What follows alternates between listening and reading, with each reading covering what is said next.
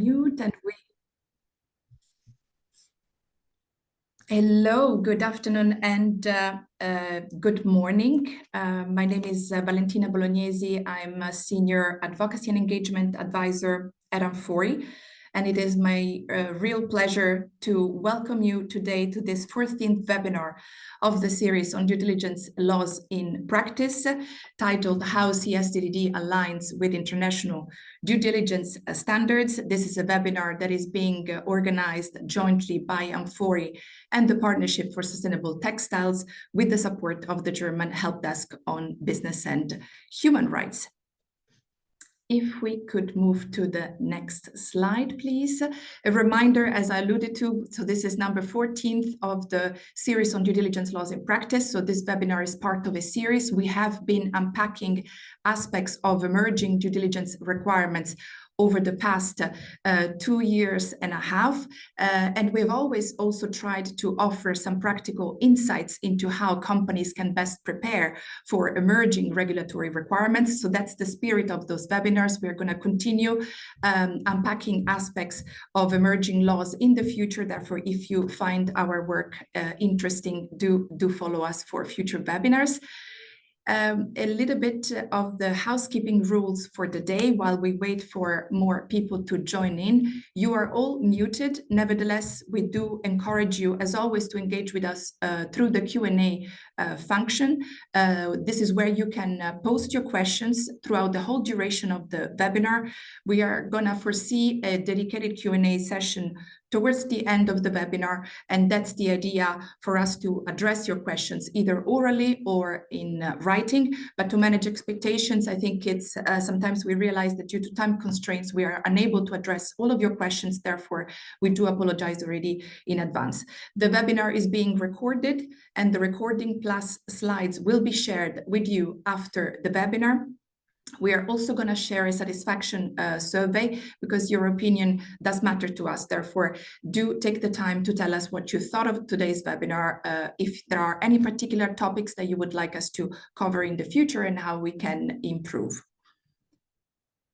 Taking a look at the agenda for today, I think pretty lean agenda. We're gonna very quickly go into the core of today's conversation, which is really looking at the EU Corporate Sustainability Due Diligence Directive as adopted. I think that's an important sort of a disclaimer, at least as far as Malte's presentation is concerned. So Malte from the German Help Desk on Business and Human Rights, I want to thank him particularly because he's stepping in rather last minute to replace Michaela Streibelt, who is unfortunately unwell. So we wish her really a speedy recovery. So thank you, Malte, for stepping in. So Malte will walk us through some of the key features of the EU Corporate Sustainability Due Diligence Directive as adopted. And we will basically also start drawing some parallelism with the international standards on responsible business conduct due diligence, because of course CSDDD did not get adopted in a vacuum. And then I'm very happy to have two practitioners, Anna from SOK and Sabrina from Aldi South, two members of amfori, and Aldi South also a member of the Partnership for Sustainable Textiles. They will share the journey of their respective companies when it comes to embarking on human rights and environmental due diligence approaches. And then Gabrielle from the Danish Institute for Human Rights, she will bring us really to the present times where there are conversations and discussions around Omnibus, the first Omnibus simplification package that concerns aspects of reporting and due diligence requirements. And she will help us understand to what extent some of the proposals being made as part of the first Omnibus simplification package for CSDDD might mean moving away from alignment with international standards and potential consequences, in particular for businesses. We will have a Q&A session at the end, moderated by Benita from the German Partnership for Sustainable Textiles, and that's the plan for this webinar today. Now, very briefly, if we could move to the next slide, please. Just a couple of words about amfori. If you were not familiar with the organization that I represent, we are a global business association. We work with businesses, with companies to make supply chain sustainability easier. We provide solutions covering environmental, social, and governance, such as amfori BSCI. those solutions support companies throughout their due diligence journey. We have more than 2,400 members, and we have offices in Brussels, India, Hong Kong, but also we rely on the support of 15 local network representatives. One final word about the history of amfori. So we have been around for some time, I could say, but we have not remained the same over the years. There are some key milestones in the work of amfori that are worth highlighting. Those include the launch of amfori BSCI in the early 2000s, the launch of amfori BPI in 2014, and the launch of, for instance, Speak for Change, our supply chain grievance mechanism, in 2022. Those changes, those advancements, the evolution of amfori has been really driven by wanting to meet expectations and the needs of our members. But also, if we could move to the next slide, please, it's really to respond also to expectations that have been emerging from a society at large, and also from regulators more and more. And that's really the notion of risk-based due diligence. So we have been looking at those instruments, the United Nations Guiding Principles on Business and Human Rights, OECD M&A guidelines, to mention a few, really to inform the work that we do at amfori and the kind of support tools that we provide to our members. So the notion of risk-based due diligence will be unpacked to some extent as we go through the presentation. And now, in the interest of time, I am extremely happy to hand over to Malte from the German Help Desk on Business and Human Rights, for him to walk us through the EU CSDDD as adopted and how that aligns with the notion of risk-based due diligence under international standards. Over to you, Malte. Thank you so much, Valentina. Good afternoon to all of you. Before I take a closer look at the CSDDD as adopted, I would also like to take the chance to give you a brief overview of what the German Help Desk does. So on the next slide, you can see that the Help Desk, it was established in 2017. It's a support offer for companies and business associations. We provide individual tailor-made advice, but also refer to other MSIs, for example, or try to bring companies together and raise awareness. And on the next slide, the portfolio itself is detailed out. So we have free of charge individual advice and training programs on various due diligence related topics. We also implement a number of different online and on-site events. And there's a toolbox available in German, English, and other languages for SMEs on the risk assessment part, or the navigator that provides examples of how other businesses are implementing those requirements. So the hyperlinks are here. I can only invite you to take a look.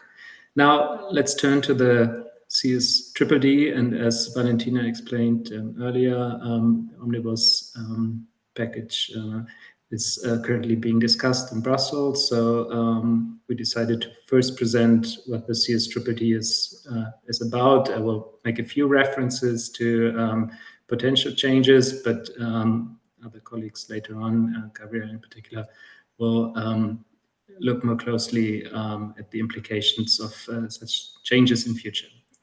To start with, let's take a look again at the key points of the CSDDD. On the top left, you can see the core requirement here is to set up a robust risk management system. To put this into your own strategy and implementation processes at company level or group level even, conduct a risk assessment and implement risk-based preventive and corrective measures. It also includes the necessity to engage meaningfully with stakeholders, set up complaints mechanisms, monitor activities, and communicate properly about it. In addition to this, companies are also requested to adopt a plan to combat climate change. This is subject to the current negotiations, to what extent these plans should be obligatory, but nonetheless still included. And all this is very much aligned also with international standards. Valentina has mentioned the OECD guidelines and the UN guiding principles. These international standards also require companies to set up very similar management systems and try to manage adverse impacts on human rights throughout the supply chain. In this case, the CSDDD talks about so-called chain of activities, upstream value chain and distribution, transport and storage, but also important for own operations and subsidiaries and business partners. So again, this is these obligations are relevant for your own operations, but in particular also for the upstream value chain, and how this is done can be explained by further outlining and detailing out the risk-based approach, because companies are not obliged to do everything at once. The material scope of these due diligence requirements focuses on a bunch of human rights obligations and environmental obligations. In this case, especially the debate around environmental obligations has been detailed out more and more. Also, if you compare it, for example, to the German Due Diligence Act or to the UNGPs that refer less to these environmental standards. But since there are many connections between environmental harm and human rights, adverse impacts on human rights, it's also quite logical to combine those two. The CSDDD also includes clause on civil liability, liability for damages caused by the failure to take preventions or remedial measures. This is also something that is currently being discussed, rediscussed again. We will not go into all the details here because that may be subject to change. And it entails a lot of clauses specifically to support the non-obliged suppliers and SMEs. And let's look more closely at several aspects of the legislation and what is meant by it. So let's move on, please, to the next slide. I think this is probably known to the audience, but just to recap very briefly, we have companies with more than 1,000 employees and an annual turnover of at least 450 million globally, and non-European companies that are above this annual turnover threshold that will be in scope or plan to be in scope. This is also something that may be discussed again, not with the omnibus, but sometimes there are certain rumors that the scope of obliged companies will also be subject to change. Let's see how this evolves. And in addition to the larger companies obliged by this legislation, there are those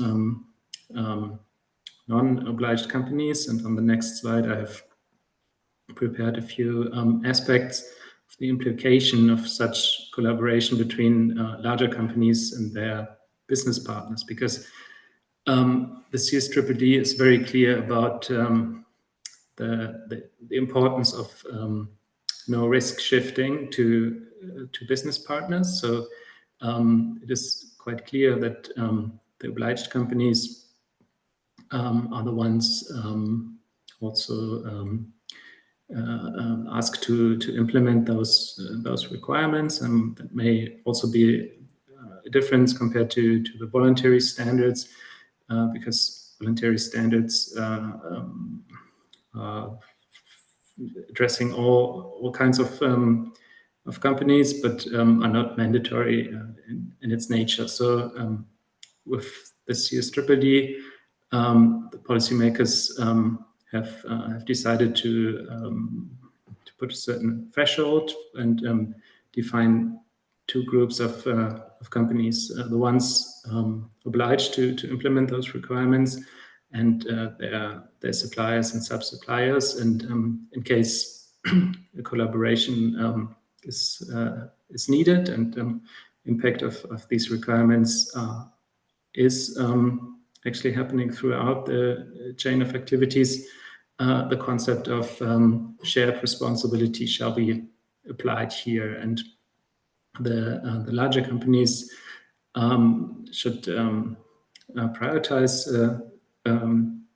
risks and try to approach their non-obliged suppliers in a very specific manner. So on the next slide, I have prepared the different tiers of the chain of activities. So basically, you have your own subsidiaries to control and to look at, but also several downstream activities that should be managed: distribution, transport, and storage. If and for or on behalf of the obliged company, but the main focus is really put on direct and indirect business partners upstream. So here, depending on the business relationship and influence, the companies, the obliged companies, have different options and obligations also to manage those supply chain risks. And a key factor here is really, and the starting point is really the risk analysis. And let's take a look at the risk assessment and risk analysis itself. So on the next slide, you can see this is the starting point of the due diligence management approach, and also very much in line with these international standards.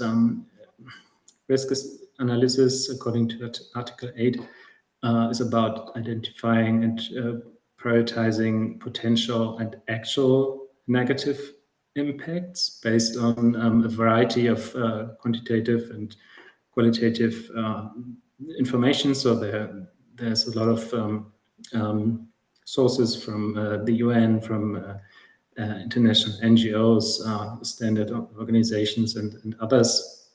Information you can use, and you can use to identify country and product specific risks, and based on this potential negative impacts that you have identified for your sector, for example, and the sourcing countries, you can, as the next step, try to analyze further the actual negative impacts. And in order to do so, you might need to look at different aspects of collaboration. And these aspects start with the contracts you have, but it also relates to audits or other activities. And I would like on the next slide, I would like to give you an example of prioritization, and then based on this, we'll go through a few aspects of how to actually implement this risk-based approach based on the CSDDD requirements. So the CSDDD focuses and refers to the concept of severity, scale, scope, and reversibility of impact. So how severe is it? How many are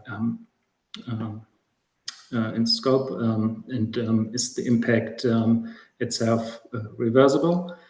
And this dimension, together with the likelihood of occurrence, is a very important concept to actually prioritize the negative impacts. And you can have different, you can think of different scenarios here. So you can have a look at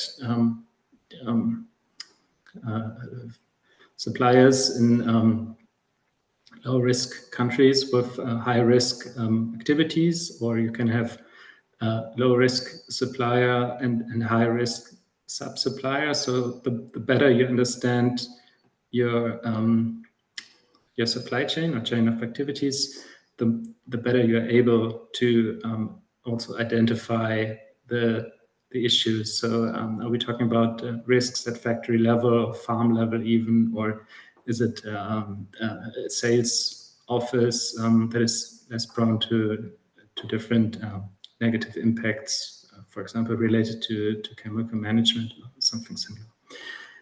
The CSDDD has detailed out the concept of prioritization using the term appropriateness, and let's take a look at appropriateness according to Article 3. Something that I have already spoken about, the severity and likelihood of occurrence are key factors here. This is also the basis for prioritization. So not all issues should be dealt with, and not all of them at the same time. But this is key, especially for the risk assessment. And in addition, companies should then implement measures also based on the consideration of influence and its own contributions to the negative impact. And these concepts here translated into a law are also very much embedded in and aligned with these international standards. And now let's take a look what this means for different aspects of collaboration. So contractual assurance, it's very important to use contracts in this case without risk shifting, as I mentioned earlier, and especially contracts with SME suppliers should be fair, reasonable, and non-discriminatory. This also has implications for who is paying for audits, for example, how to deal with scenarios of disengaging from high-risk suppliers and all of this. So it is a very crucial tool and something to look at in more detail, because contracts can be organized in a way to be fair and reasonable, but often they're also very much the opposite. So this is the first starting point for companies. when implementing these due diligence requirements. Similar to the contractual assurances, the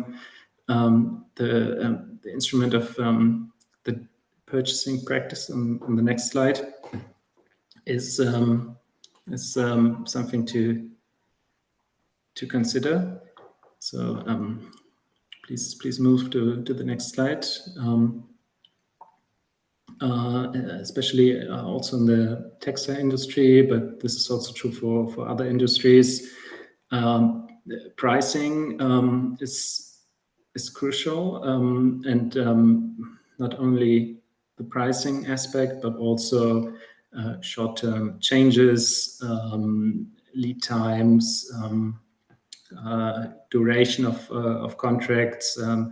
All these criteria make it easy or not so easy for a supplier to actually also implement appropriate measures at factory level, or even further in lower tiers of the supply chain. And the CSDDD Article 10 and 11 detail out that the purchasing and distribution practices should not in itself contribute to negative impact. So companies should always look at these criteria listed here and try to compare those with their own business practices. Let's move to the next slide. Audits it's in itself are also a very useful tool in understanding what's going on at company level or supplier level. But this instrument should also be used in conjunction with other instruments. So, for example, policies or questionnaires. Each instrument in itself is often not sufficient to actually understand what is going on and what are the structural issues.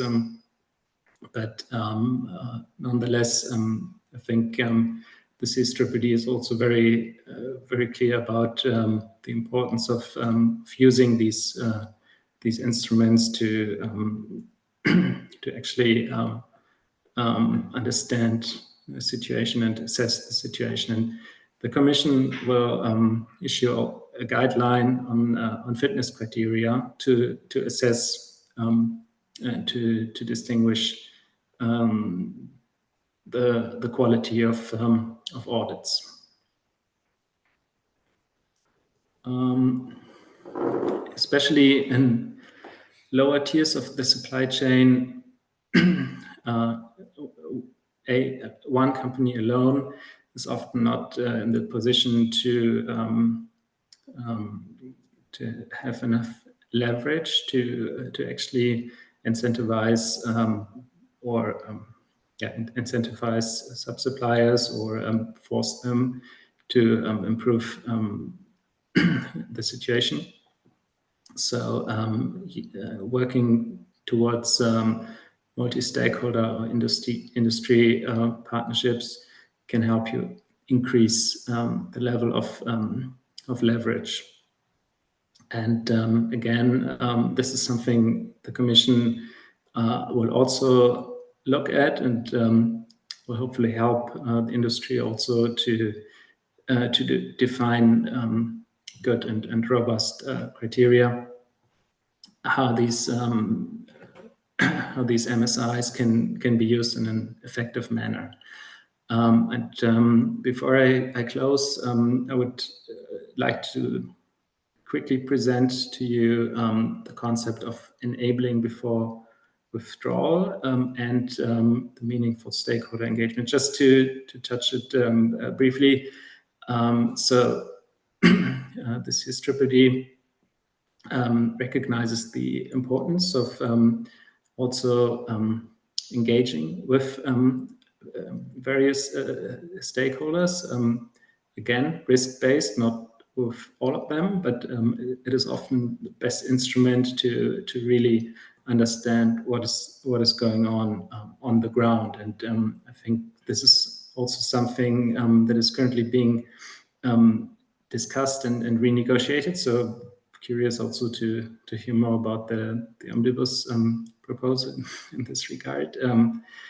And the same for the concept on the next slide, the concept enabling before withdrawal and responsible disengagement. But here I think the omnibus has no intention to change this. Often companies are in the position to manage very complicated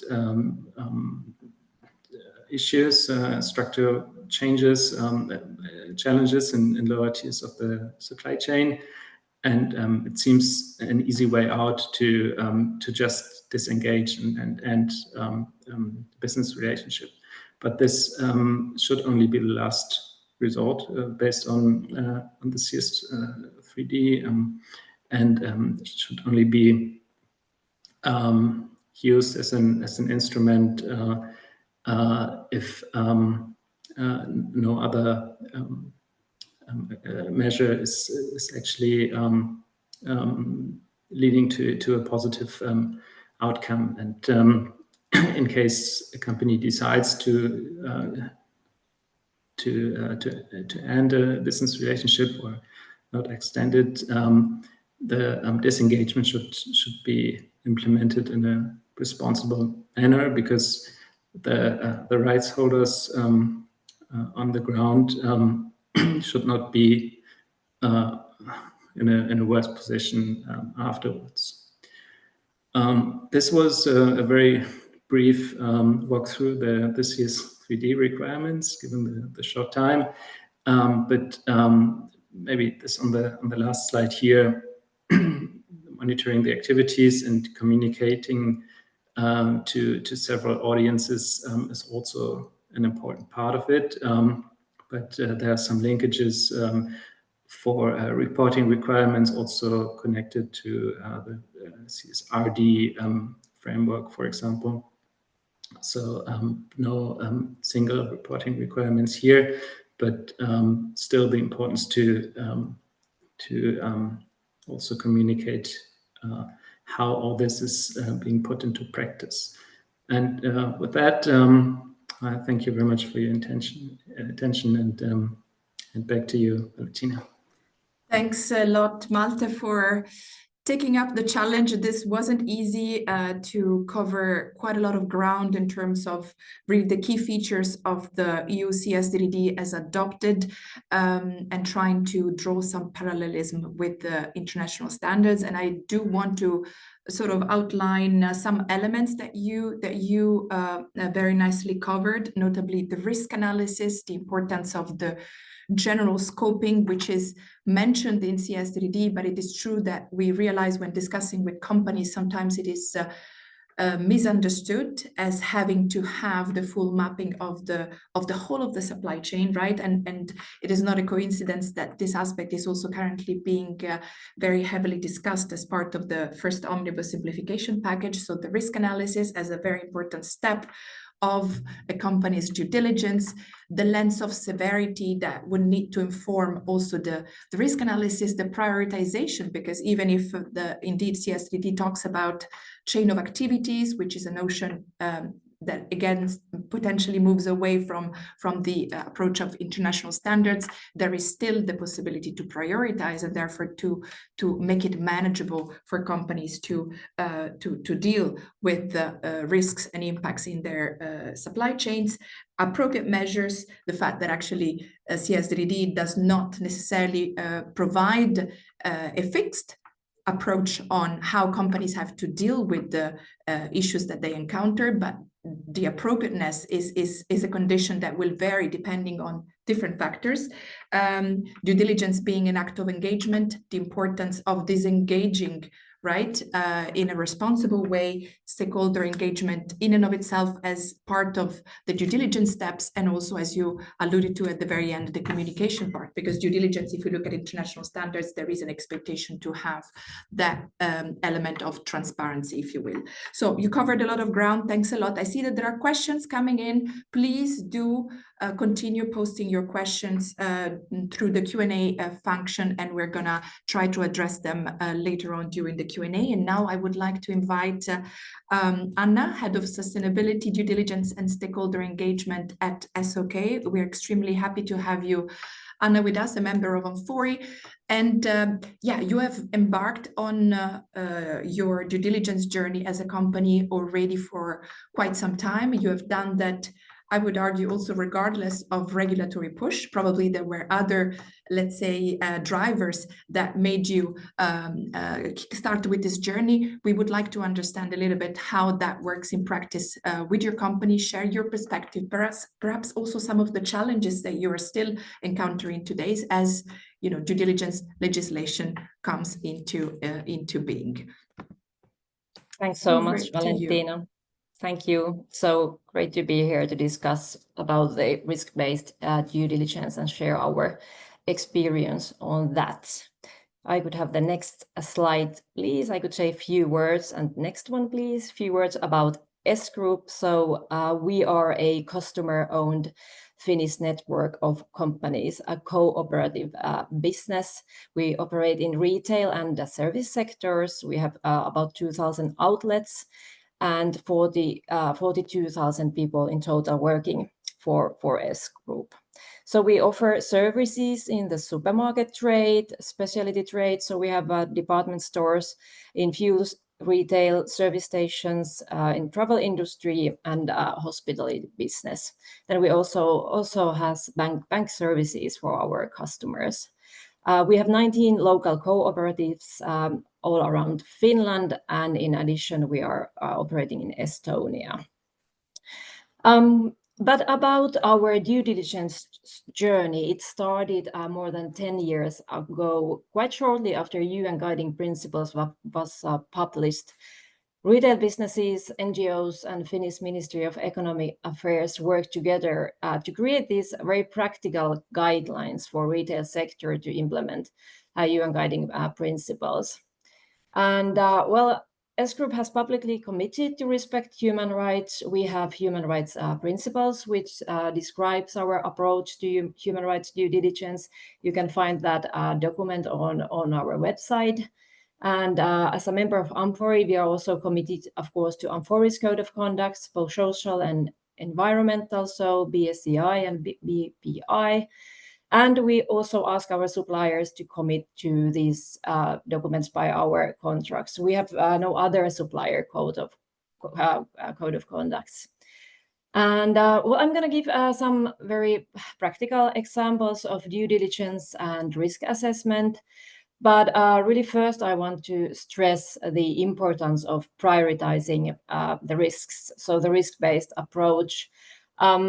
I think otherwise the due diligence process really might feel overwhelming. And also if you don't prioritize, you might miss the opportunity to genuinely impact on those risks. And as you can imagine, as this kind of retail business as S Group is, we offer thousands of products and also different services.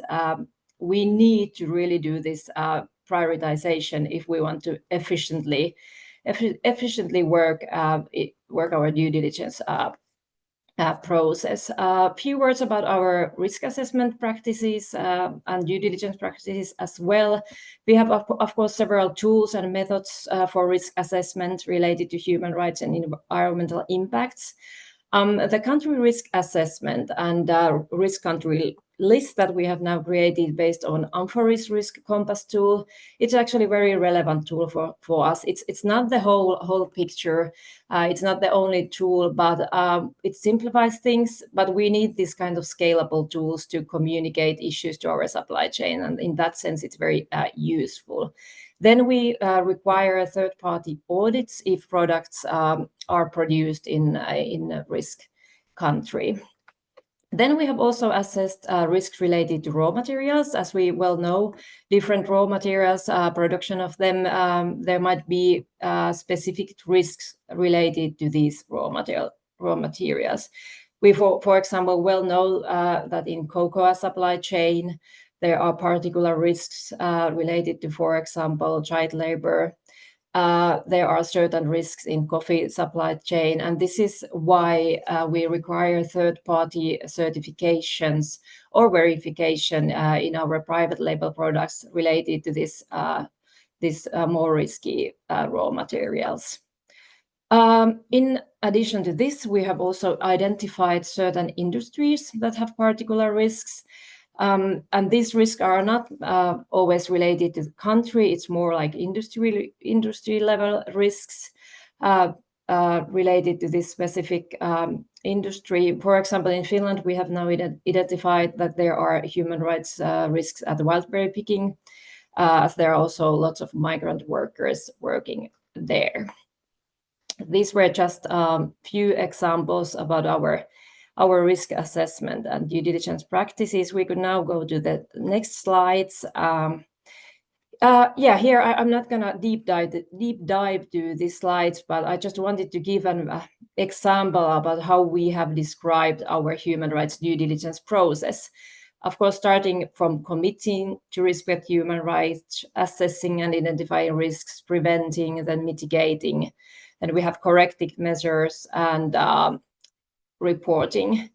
This is a very simple way to describe it, but it helps us to show how we do the due diligence as stated in international standards. And it might help businesses also to kind of assess in a simple manner what is your gaps or maturity in due diligence process.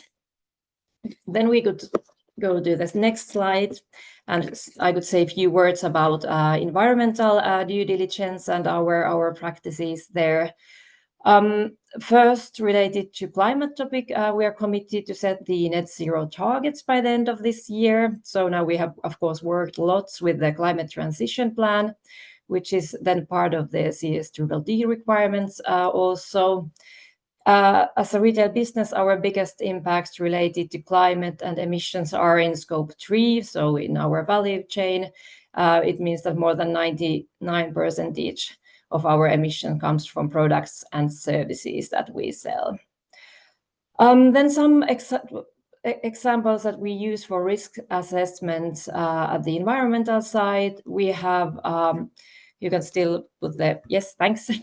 We have climate and biodiversity related risks. So we lean to international standards such as Task Force on Climate related financial disclosures, and on the other hand, the Task Force on Nature related financial disclosures frameworks. We have also assessed our risk on water related topics, where our biggest impacts also are in the supply chain. In our water risk assessment, we used, for example, WWF water risk filter, and identified that fuels, textiles, footwear, and then also certain food products are our most significant product groups in terms of water use. Then we have also participated in this really interesting research projects related to biodiversity impact. So the aim is to create this comprehensive tool, a model, so that we can actually calculate the biodiversity impacts of our business. And this project has already given us very useful information and helps us to do our environmental due diligence. Then a few words about stakeholder engagement and meaningful stakeholder engagement. That was also previously mentioned here already. Of course, stakeholder engagement is very relevant part and vital part of our due diligence work. We have also created this sort of a deep dive model to better understand the root causes behind human rights risk. We have conducted first this deep dive assessment with Oxfam in the Italian tomato supply chain and identified risks there, especially related to migrant workers. We really wanted to work in Italy in this tomato supply chain, as Italy is not considered as a risk country. So we really wanted to have this kind of deeper understanding of those risks that there are in this agricultural sector. Another project we had was in Bangladesh in our textile supply chain. We worked with Save the Children. This was also very useful, kind of a learning process to us. There was more than 1,700 workers answered to the kind of a worker survey about workers' rights, about family friendliness, about women's position in the supply chain. And as said, this has been really kind of learning processes for our organization, and we have received useful information, and we have deep dived to this risk and understand the root causes. Also, I must say that this project has taken a lot of resources, and I think in the future we need to kind of do similar type of deeper assessments, as we need deeper information from the supply chain. But we also really need to find scalable ways to do these kind of projects and deep dives. And I think stakeholder cooperation between like external stakeholders, NGOs, as well as the role of cooperation between businesses and business initiatives such as amfori are important here. So we can definitely do this also in the future together. Then few words about the kind of future of the sustainability due diligence. It's really clear, as heard here today also, that these regulatory demands have grown and they will grow. That's very sure.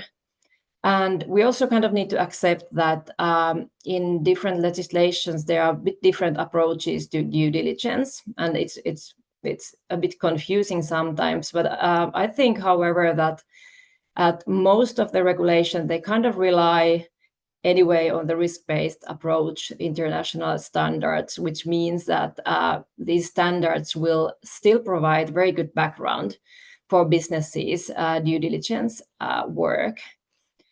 And I think what I said already before, that we need to cooperate between different stakeholders, between businesses in the future more. And this is the way that we can actually do efficiently due diligence, has a true impact on human rights and environmental risks. Alone, business by business, it's frustrating, and I think the true impacts come when we come together and try to push top issues on the same direction. These were kind of my examples, and if there are any questions, happy to answer later on or now.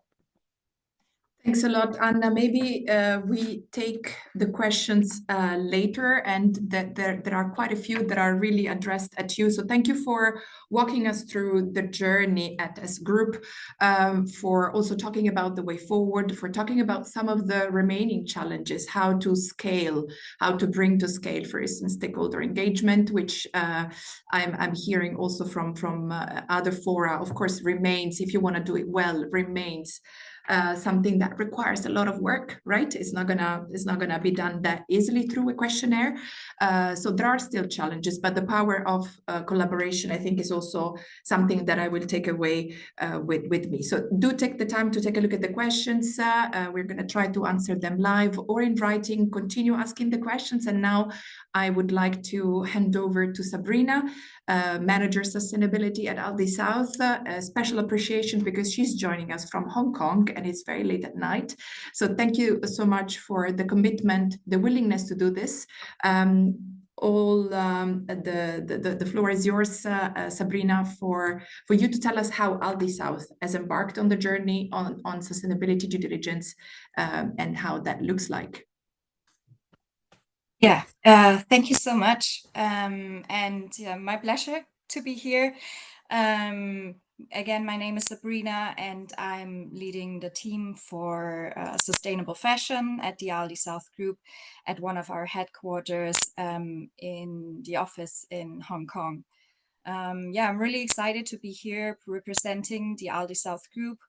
Aldi South sells everything from fruits, vegetables to shoes. And if we could just go back, sorry for the slide, because I'm just going to give you a heads up when we're switching to the next one. Amazing. Thank you. Just to give you a little bit of a reminder, don't have a slide now about our business, just a few words here. We are working with more than 8,100 suppliers, sourcing from more than around 120 countries. So next to the US, Australia, and the UK, we're also operating in Switzerland, Germany, of course, being a German company, Austria, Slovenia, Italy, and Hungary. So as a global business, Aldi is impacted by the growing number of sustainability legislation, and then also including the forthcoming EU legislations, such as the CSDDD.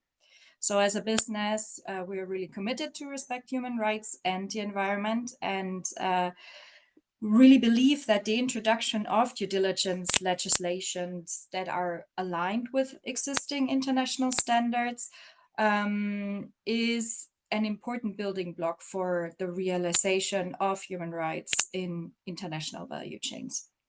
So for this reason, Aldi has consistently supported the CSDDD. And like other companies, Aldi was also already undertaking human rights due diligence in accordance with the United Nations Guiding Principles on Business and Human Rights, the OECD Guideline for Responsible Business Conduct. However, due diligence like the CSD can really drive a better outcome, create a level playing field to set a common set of standards, increase leverage, encourage then also engagement by identifying the different roles and challenges of various actors, and then also eventually incorporate stakeholder engagement for effective implementation. I'm happy to share with you today how Aldi has been addressing that topic across supply chains and how we are preparing for the forthcoming legislation. So how do we prepare for the legislation? Our first step is always to understand legislation and to build internal capacities. For this purpose, Aldi has a dedicated sustainability legislation team, which has an overview about all upcoming legislation at EU level related to sustainability. So they then prioritize relevant legislation and ensure that the teams in the sustainability departments that are responsible for implementing those. This would, for example, be my team then implementing the requirements in the fashion supply chain so that we are aware of upcoming requirements. So those teams, the sustainability legislation team, then provide support addressing questions and clarifying any overlaps between the different legislations. And then secondly, what we can see here now is that we're developing also appropriate structures and processes, which is paramount, of course. So to ensure that there's efficient compliance with existing legislation, future legislation, we update our systems and processes. So we are also developing now a human right and environmental risk management system that is aligned with the UNGPs and the CSDDD. So despite addressing human rights and environmental risks across all global value chains, which we already did, we did not have such an overarching risk management system, including all due diligence activities that we were already doing.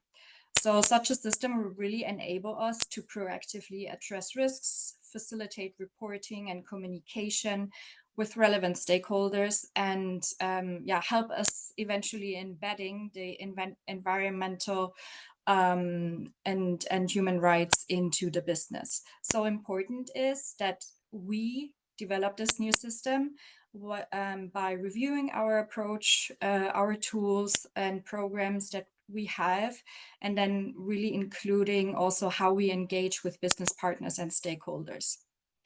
So as said before, despite the lack of a fully developed risk management system, Aldi has been addressing human rights and environmental risks even before. So in addition to, for example, policies like our Aldi business partner sustainability standards that outline minimum requirements for the Aldi supply chains, our policies are also complemented by tools and programs to address supply chain risks. Just some examples now here, but definitely not a complete list of all of them. So this, for example, includes the corporate responsibility supplier evaluation. So with this program, we monitor compliance of suppliers and production sites with our sustainability requirements by conducting Aldi sustainability assessments, and then also assist the suppliers in the implementation of human rights and environmental standards. Aldi also conducts human rights impact assessments that then help us to identify and evaluate the potential and the actual adverse impacts of our business activities on workers and other affected rights holders, such as community members, smallholder farmers, and women, for example. Engaging with stakeholders, including multi-stakeholder initiatives and other brands, is definitely crucial to effectively address risks in the supply chain.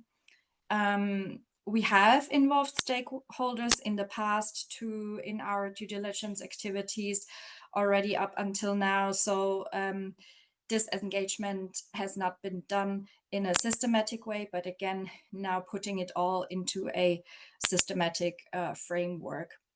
For example, Aldi South has worked with partners to address human rights risks such as child labor together with the center. We have also joined multi-stakeholder initiatives like the Partnership for Sustainable Textiles, for example, amfori, ETI, to name such a couple of them, and partnered with organizations to effectively address challenges. We are also working, for instance, on the topic of complaints and remediation with ISARA, or on the topic of living wages by joining an initiative for the banana supply chains in the UK and in Germany. So with our new risk management system, stakeholder engagement will become part of our standardized approach to really ensure that the view of the relevant stakeholders are considered.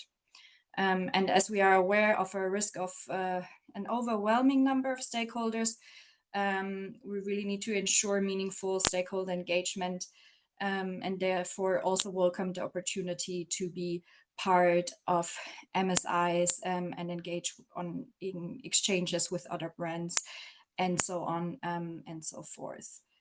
And then moving on to the next slide, along this process, we have identified some good practices, but also challenges. And yeah, here's just some key learnings that are important to embed sustainability in the business, to really make it part of the broader company risk management. And we have identified here 5 key elements. So first of all, consult all relevant internal stakeholders while developing the strategy to make sure to secure the buy-in from the very, very beginning. And then allocate adequate responsibility within the organization so that there's also accountability. Develop internal capacity and knowledge, such as, for example, senior management updates, hot topic meetings focusing on specific topics, then human rights trainings, really an abundance of opportunities here. Fourth is then updating all relevant stakeholders regularly, and of course also always thinking about who is the audience and targeting the tone to the specific type of audience. And then finally, and very, very important to mention at this point, is building up an IT structure that supports the work, and to incorporate it into existing IT landscapes, because technology here can be a great ally in managing data, ensuring transparency, and further. Yeah, so thank you for the attention and sharing Aldi's commitment, implementing human rights and environmental due diligence, and maybe then also looking further to forward to further exchanges with you, and then also happy to answer questions in the chat. Thank you very much. Thank you so very much, Sabrina. This was a very comprehensive. You provided us with an overview of the toolbox, right? So really, I think what I take with me is the fact that not one single tool actually basically is the sole solution, right, to doing due diligence, but it's really about the complementarity of approaches. And thanks also for sharing key learnings, right? What is it that you have learned out of your due diligence journey with the audience? So that is very much appreciated. A heads up, actually, Sabrina, that your sound was a bit breaking up at times. I don't know whether this is something that you can maybe try and fix while we give the floor to Gabrielle. So last but not least, extremely happy to have you with us, Gabrielle, Chief Advisor, Human Rights and Business at the Danish Institute for Human Rights. I guess that many of the people in the audience will be following the publications that you produce that are extremely helpful and insightful to really also guide the practice of businesses. So you have an extensive experience really on understanding how also to operationalize instruments such as the United Nations Guiding Principles on Business and Human Rights, OECD guidelines on RBC. Can you tell us a little bit from your perspective why risk-based due diligence makes business sense? What is it that you would potentially see as a negative consequences of some of the omnibus amendments being proposed as part of the first simplification package? Over to you so that you tell us and you bring us a little bit to the core of today's discussion. And no worries about the time, because I realize that we are a little bit behind schedule, but take the time that is needed. Please, Gabrielle. Great. Thanks so much, Valentina. And it's a real pleasure to be able to speak to you all today. And if we could go to the next slide. Perfect. And probably the next one again.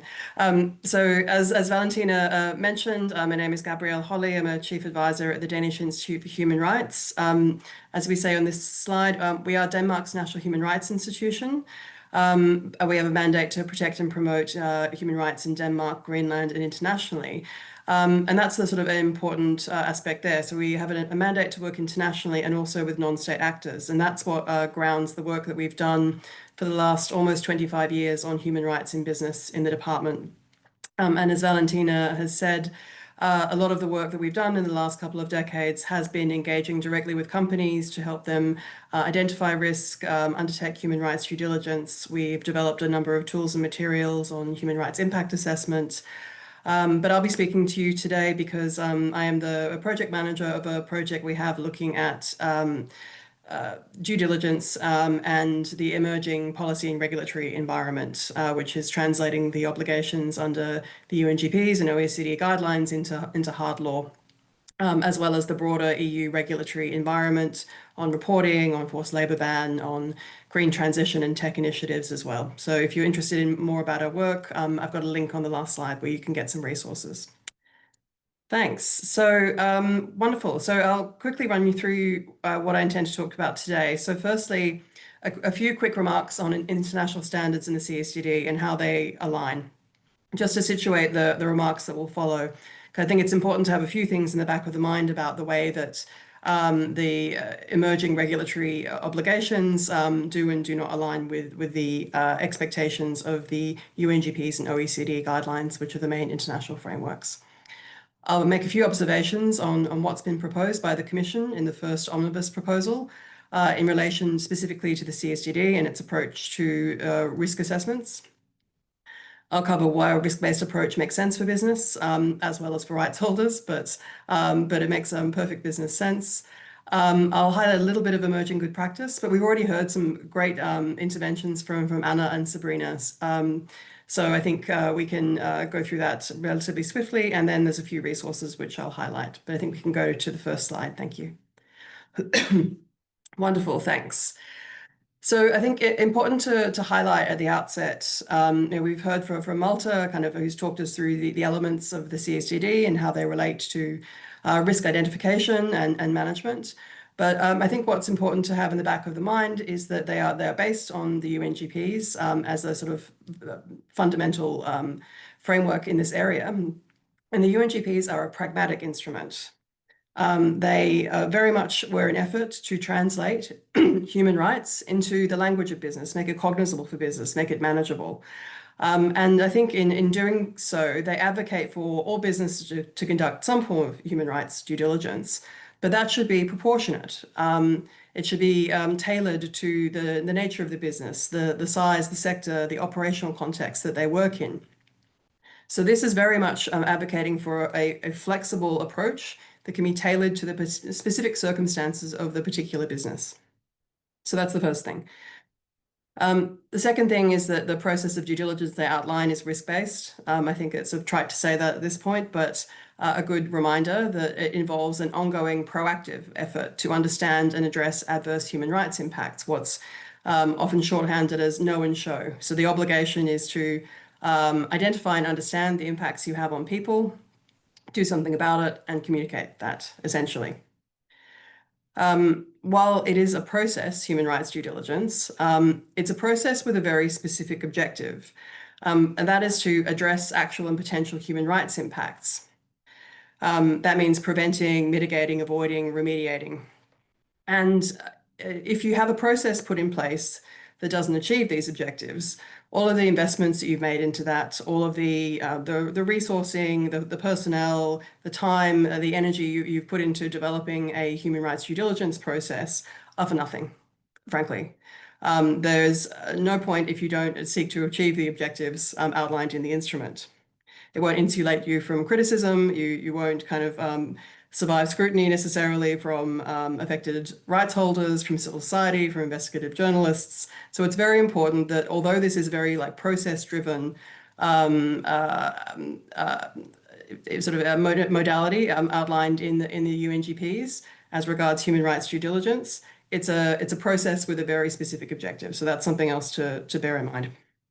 So as we move toward the development of legal obligations, we need to make sure that this objective is captured in those laws, but not only captured in the laws, but also that those advising about how to comply with those laws kind of understand the object to which they are targeted. So we see that lawyers advising on that properly, whether that's internal lawyers within the company or external legal advisors. We see that translating into company practice, again, really trying to just continue the journey that was begun with the UNGPs a decade or so ago. And just to lastly, as I think Malta noted earlier, the CSDD as adopted, and very important to say as adopted, largely aligns with the UNGP's risk-based approach. That is flexible, proportionate, one that companies have been working with for over a decade. Okay, next slide, please. Thanks. Perfect. So that's sort of where we were with the instrument that was adopted last year. However, as I'm sure all of you on the call are following, the Commission has proposed a number of changes to the CSDD before it has been even implemented in its first omnibus proposal. And those changes, in some key respects, represent a fairly significant departure from the international standards. The overall objective of these changes is supposedly to sort of simplify a number of aspects of the CSDD and the CSRD, the reporting directive. And for the purpose of today's discussion, I'll focus in on one change in particular. So that is that the omnibus suggests amending the CSDD. I've got a quote here from the staff working document that accompanied the proposal. in a way that relieves companies from the obligation to proactively assess actual potential adverse impacts at the level of indirect business partners, i.e. those beyond the first tier in the absence of specific circumstances. So we're already just in this kind of statement of the objective here, seeing a departure from the expectation in the UNGPs and OECD guidelines that companies proactively engage with their human rights impacts. So what would have been a kind of risk-based approach, largely aligned with the UNGPs and OECD guidelines in the instrument as adopted, would now become a kind of tiered approach. So instead of undertaking a broad scoping exercise, which you then kind of follow up by kind of targeted interventions, looking at sort of particular impacts you've identified, as Anna described, a sort of a broad country risk or kind of raw materials risk scoping exercise, followed up by audits and kind of deeper dives. That's essentially what the kind of risk-based approach generally expects. You instead see this a tiered approach, requiring companies to first exhaustively map their operations, subsidiaries, and business partners, then carry out in-depth assessments of all tier 1 relationships. And for some large multinationals, that can extend into the tens of thousands of individual suppliers. And then, when that company has plausible information, carry out in-depth assessments at the level of indirect suppliers or business partners. And then there's another element in there which requires companies to also continuously evaluate their business relationships to determine whether they have created some kind of artificial distance between themselves and what would ordinarily have been their first-tier supplier in an effort to circumvent the legislation.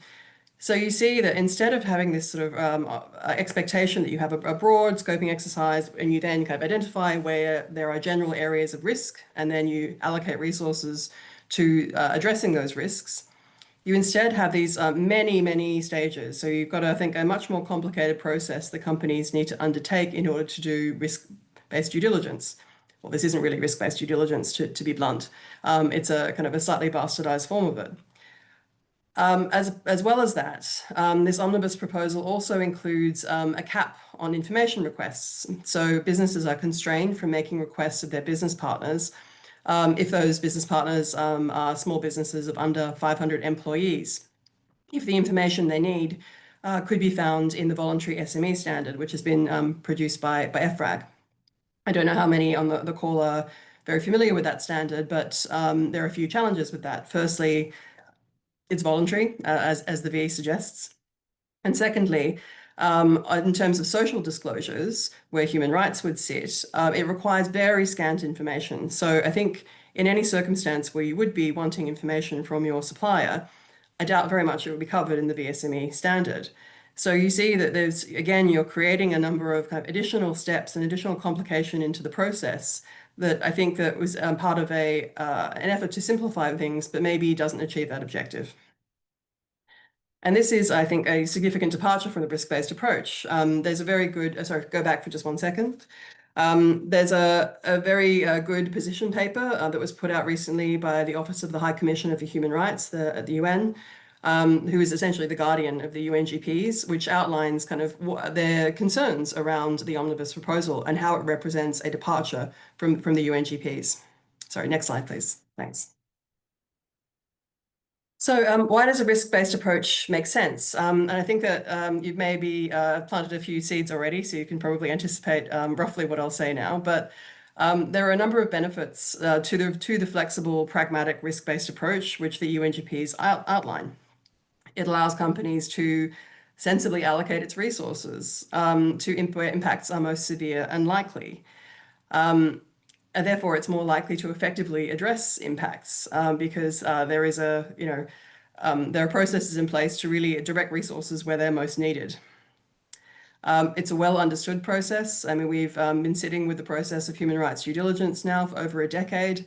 And in the general scheme of things, that's not an awful lot of time. But in the time since the UNGPs were adopted and the process was first disseminated, we've seen an extraordinary uptake from companies who've really committed themselves to implementing the UNGPs. And again, we heard some great examples from Anna and Sabrina.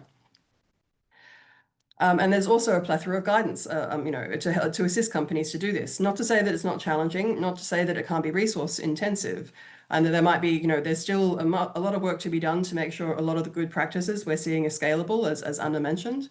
But I think that there's still an awful lot of guidance out there as to what the risk-based approach means. And lastly, it aligns with international standards. If there is a common understanding of what the risk-based approach is, and have companies implementing that, then that facilitates a kind of global level playing field if everyone is singing from the same hymn book and understanding due diligence and the risk-based approach in the same way. So there are a number of challenges, of course, with what the Commission is proposing in its omnibus proposal, and this shift away from a risk-based approach to a kind of tiered approach, which is not unlike the German law, for those familiar with that. As I mentioned, it creates these sort of artificial distinctions, unnecessary complexity to a process that is already well understood. It creates a lot of sort of what we can call sort of pinch points for argumentation about, when you've satisfied a trigger to go further, what is plausible information not defined in the law. I think a lot of questions arising about sort of when you can make requests for information of business partners, when you need to go deeper into your value chain, which I think is adding a lot of complication to the process. I would say also that it's more burdensome counterintuitively. If you have an expectation that you do in-depth assessments of all of your tier 1 suppliers, if the example of the German law is anything to go by, that would usually involve blanketing your suppliers with surveys, they are then burdened with responding to those. You are then burdened with processing quite a large volume of data. But it's not your first tier suppliers where your risks are most likely to be. And this is something the Commission itself acknowledges in the staff working document which accompanied the omnibus proposal. I'll read a little here. It says, a strict limitation to tier 1 would have a detrimental effect on the effectiveness of due diligence, since the main risks to human rights and the environment most often occur farther upstream and downstream in the value chain. Such limitation would also significantly reduce the positive impacts on resilience, competitive advantages for a better value chain engagement, addressing real impacts and reducing reputational risks. So it's not just me saying that, it's also the European Commission. So Valentina, I'm sure I'm nearly at time, but I'll just quickly finish this slide. Yes, I think that it's also going to be more ineffective to address human rights impacts because as we just noted, the tier 1 is not where your impacts are likely to be. Again, this will still kind of leave you exposed to reputational risks. It shifts the burden onto external stakeholders and jeopardizes the ability of a company to truly embed due diligence in its own processes. We've spoken a lot with sustainability officers who from companies in the Nordic Business Network for Human Rights, for which we act as the secretariat. And there's been a lot of concerns expressed around the capacity of sustainability officers to continue arguing for resources and continue their good work in circumstances where you're shifting to this model, which is more kind of reactive than the sort of proactive expectations under the UNGPs. And of course, it's a departure from the international standards. One point I'll raise that isn't on the slide, but is I think important to note as well, is that this approach could also potentially penalize companies who are more mature and have a more mature approach to due diligence, because they are the ones who are most likely to have more kind of available exposure to plausible information. If you have more due diligence processes, you're simply likely to receive plausible information more so than a company at a less mature stage of the process, who is less likely to have these kinds of processes set up. Now, those two companies, the more mature and less mature company, might have identical risk profiles, but if the more mature company has more sources of plausible information, are they then obliged to do more due diligence than the other less mature company? I won't go through this one too much in the interest of time, because I think Anna and Sabrina have already given us some great examples here. But just to reiterate that due diligence will look different depending on the nature of the impact and the relationship of the company to the impact, i.e. it will look different depending on whether an impact arises with your direct supplier or further up or down the value chain. There are identification practices that we're seeing developing that are looking promising for impacts beyond tier 1. Including kind of engaging with stakeholders. I think that I was really heartened to hear both company speakers identify that as a really important element. We've just done a project with a group of Nordic solar companies who are hoping to address impacts arising from the procurement of solar panels and issues of labor abuses in Xinjiang. And in the context of that project, it involved, collective collaborative action, but also having exiled Uyghur human rights defenders speaking about the conditions in Xinjiang to really get an appreciation for the kinds of issues that are being grappled with in that context. And it was really kind of powerful testimony that I think that enabled the companies participating in the project to kind of appreciate the issues, but also take that back internally. And of course, there's human rights impact assessments, which have already been mentioned. Having grievance mechanisms open to a broad range of stakeholders, again, can help you identify impacts beyond Tier 1. And of course, again, the previous company speakers have identified the crucial need for collective action, designing projects and programs to address known risks beyond Tier 1. As Anna said, collaborating with NGOs and other stakeholders can be a really great way to design a project or really understand an impact deeper in the value chain. So I'll leave you there. There's one more slide which has some resources on it. If we could go there. Won't take you through this, but they'll be disseminated later. So we've got some statements from the European Network of National Human Rights Institutions, OHCHR, and Business Europe, who also shares my views on the challenges with what the Commission has proposed on the risk-based approach, as well as a range of our own tools and analysis, both on the CSDD, the EU's broader regulatory landscape, but also our toolbox on human rights impact assessment and a few other bits and pieces. So I'll leave it there. I know that we're a bit over time. Thanks. That's absolutely fine, Gabrielle. That was very important. So thank you so much for speaking to the benefits of the risk-based approach, but also the challenges with some of the omnibus proposed amendments. Now, in the interest of time, I would like to hand over to Benita from the German Partnership for Sustainable Textiles. She will be the one actually managing the question and answer session. We have quite a few questions. So some of those will be handled live, and others maybe we can also try to answer in writing. Over to you, Benita. Thank you, Valentina. And I'm very happy to manage the Q&A session now. In the last remaining 10 minutes, we will try to answer as many as possible. We have received quite a number of questions, so thank you for your interest, first of all. I have received one question which was directed to Anna, but I think it can also be answered to the other panelists, and I would like to combine it with another question. So the question is, how do you identify industry risks? And the second question would be, what are criteria to select the high or medium risk suppliers?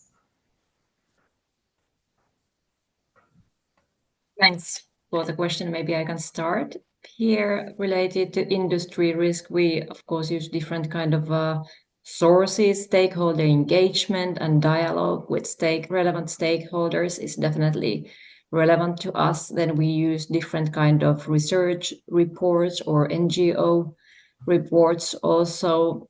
So there are very many like resources that needs to be used in the impact assessment stage.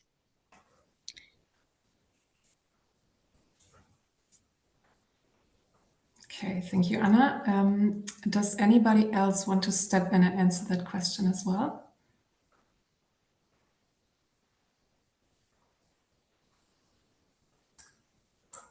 If this is not the case, then I would jump to the next question.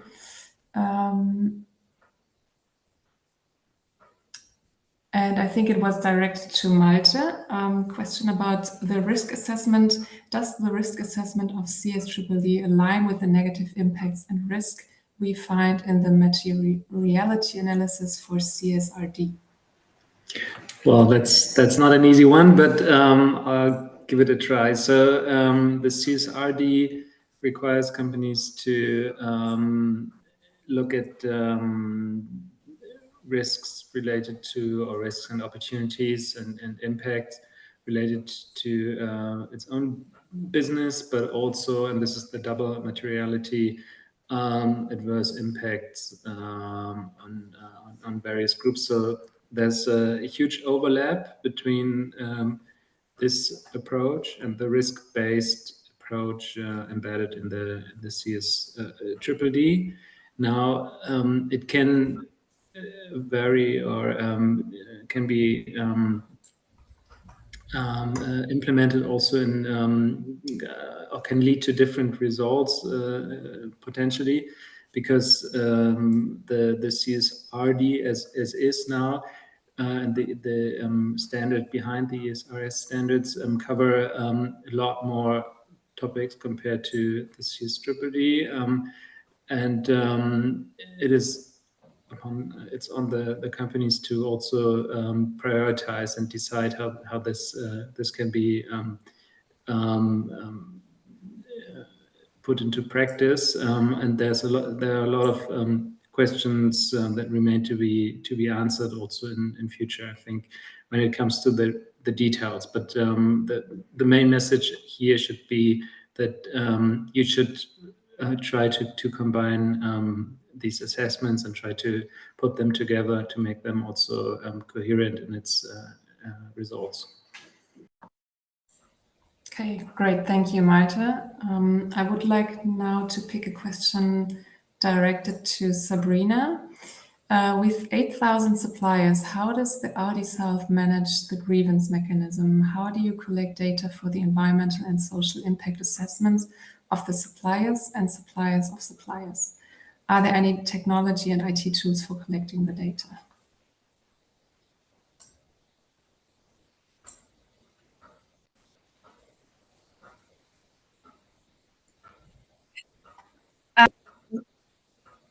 So first of all, sorry for the sound problems earlier. I'm not sure how to change the settings really. So I just hope it's okay. Well, thanks for the question. So regarding the grievance mechanism, I think the best approach here is also to use existing industry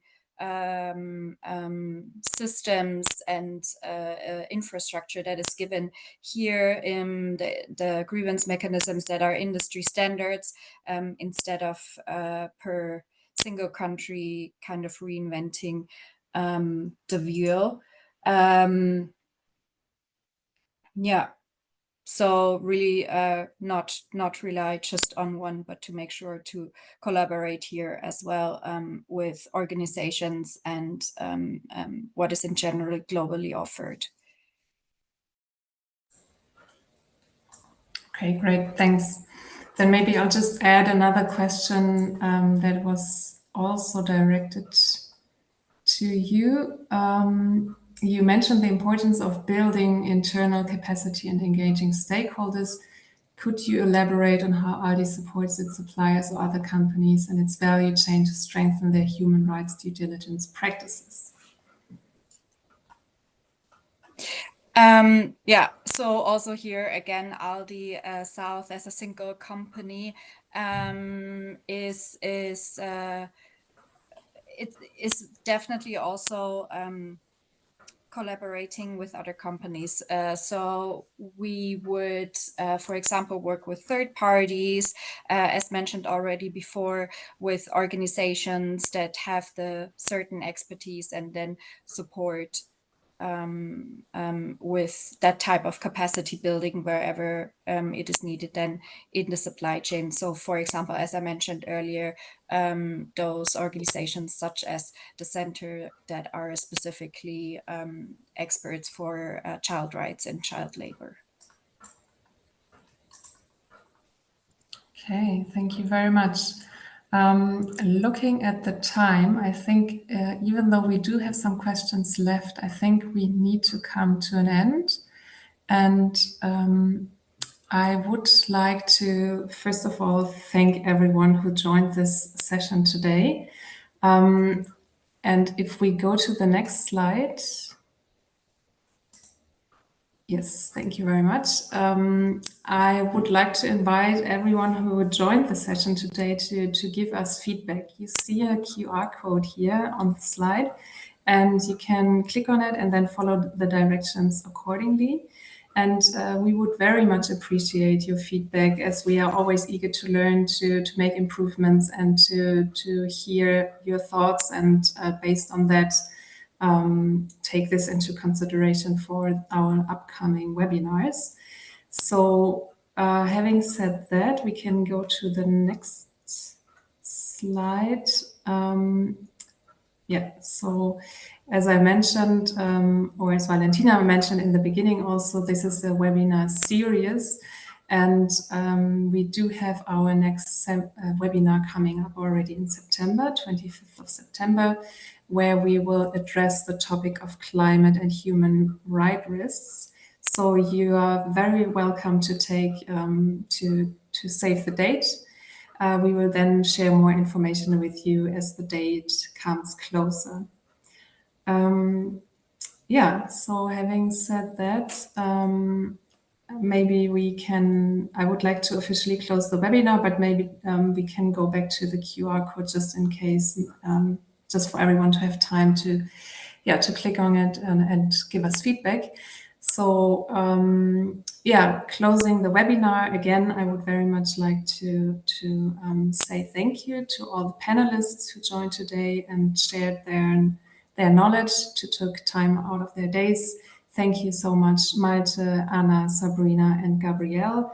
And of course, also a special thanks goes to Valentina and her team who made this webinar possible today, who were responsible for the facilitation and the organization.